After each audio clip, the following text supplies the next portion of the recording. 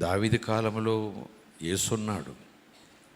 యేసు అనే పేరు లేకపోయినా, యేసు అనే రూపం కనపడకపోయినా, యేసున్నాడు అనే లేఖనం అక్కడ లేకపోయినా, ఆది కాండం నుంచి ప్రకటన గ్రంథం వరకు యేసున్నాడు.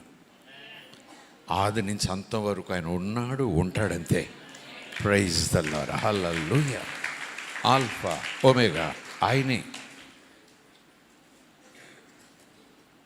అయినా దావీదు కన్నా గొప్ప కాలంలో మనమున్నాం.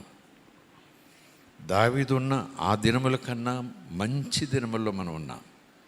శ్రేష్టమైన, విలువైన, ఘనమైన, ధన్యకరమైన దినాల్లో మనం ఉన్నాం.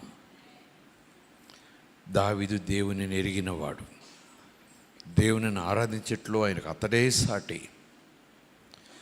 దేవుని హత్తుకోవాలనే తీవ్రమైన తపన అందరికన్నా ఎక్కువ కలిగినవాడు.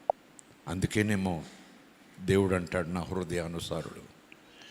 అంత ఘనతలో, అంత భక్తిలో, అంత తపనలో, ఆ కాలములో దావీదులాగా మనం ఉండాలని అనుకున్నా పరిశుద్ధాత్ముడు చిరునవ్వుతో నీతో నాతో అంటాడు, దావీదు కన్నా గొప్ప ధన్యుడు నువ్వు.